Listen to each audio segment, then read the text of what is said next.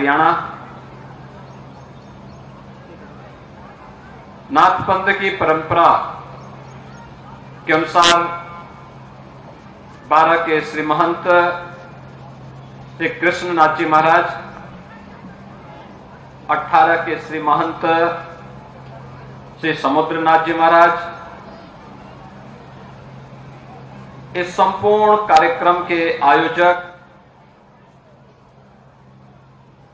और पूज्य संत सोमनाथ जी महाराज के कृपा पात्र महंत दीपकनाथ जी महाराज, अलवर सिटी के लोकप्रिय विधायक और राजस्थान सरकार के पर्यावरण एवं वन मंत्री माननीय संजय शर्मा जी,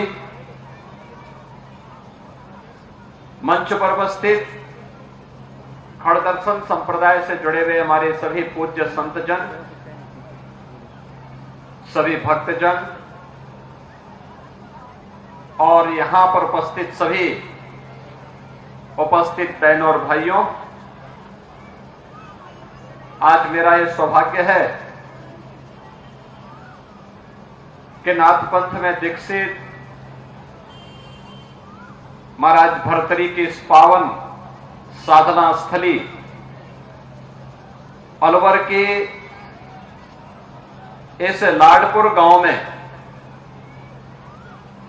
मुझे अपने नाथ संप्रदाय के प्रतिष्ठित संत, जिनका पूरा जीवन सनातन धर्म के लिए, लोक कल्याण के लिए समर्पित था, उनकी पावन स्मृति में समर्पित इस भंडारा कार्यक्रम में भाग लेने का सौभाग्य प्राप्त हो रहा है।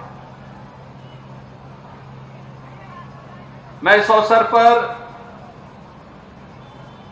तिजारा से उपस्थित यहां पर सभी भक्तजनों का हृदय से भी अभिनंदन करता हूं कि मैं पिछली बार तिजारा आया था जब यहां चुनाव चल रहे थे, और उस समय आपने जो स्नेह और जो प्यार महंत योगी बालकनाथ जी को प्रदान किया, वे विजयी होकर के गए और आज उनका सानिध्य न केवल तिजारा को, अलवर को और हरियाणा को निरंतर प्राप्त हो रहा है। नाथ संप्रदाय भारत के सनातन धर्म का एक महत्वपूर्ण पंथ है। अनेक उपासना विधियां भारत की सनातन धर्म के अंदर हैं। उनके दर्शन अलग हो सकते हैं, उनकी पद्धतियां अलग हो सकती हैं, लेकिन हम सब इस सनातन धर्म के एक पार्ट हैं, उसके हिस्से हैं। हमारे सारे कार्यक्रम सनातन धर्म के प्रति, भारत के सनातन परंपरा से जुड़े हुए आराध्य देवों के प्रति, ऋषि मुनियों, योगियों, सिद्धों, संतों के प्रति समर्पित है, क्योंकि हम सबका ये मानना है कि सनातन धर्म ही भारत की आत्मा है। भारत और सनातन धर्म एक दूसरे के पूरक हैं, दोनों को अलग करके नहीं देखा जा सकता है। सनातन धर्म अपने आप को भारत के साथ जोड़ करके चलता है। भारत मजबूत होगा, सनातन धर्म मजबूत होगा, सनातन धर्म मजबूत होगा तो भारत मजबूत होगा।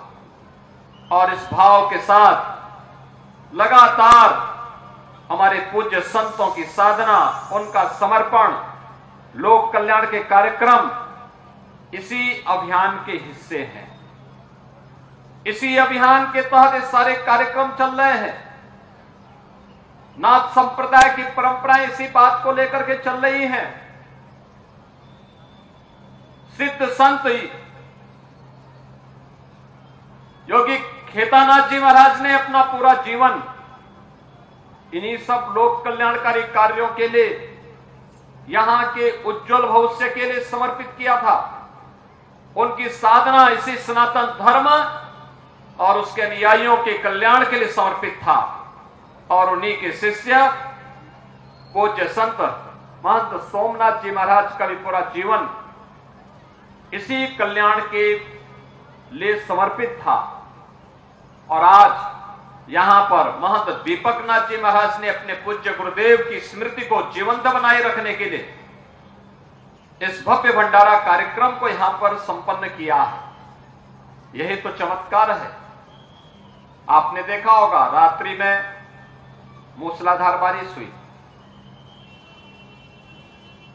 लाडपुर और उसके आसपास को छोड़ दें तो उसके आसपास के क्षेत्रों में मूसलाधार बारिश पड़ रही है।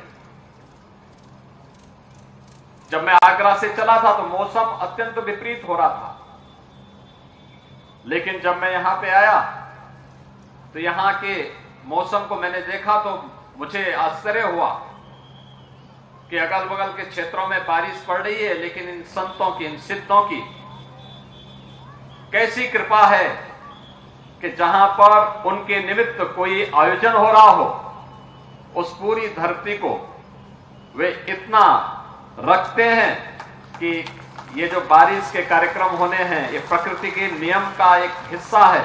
ये जो भी होगा, ये पूरे यज्ञ के संपन्न होने के बाद ही वह भी अपने कार्यों को आगे बढ़ाएगा।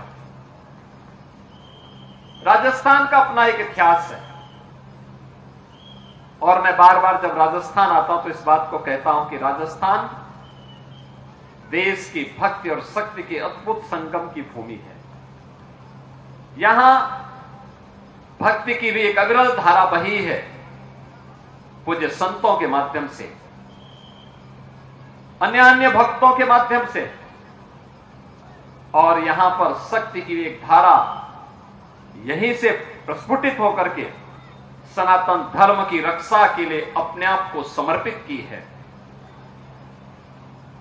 महाराज भर्तृहरि को भी अपनी साधना को, सिद्धि को एक चरम तक पहुंचाना था, तो उन्हें उज्जैन से निकलकर अगर उन्होंने किसी एक धरती को चुना था तो अलवर की अरावली के क्षेत्र को ही चुना था।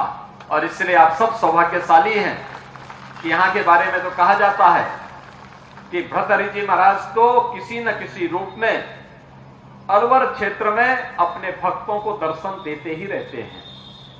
निरंतर उनका सानिध्य यहां प्राप्त होता है, यहां के लोगों पर उनकी कृपा बनी रहती है।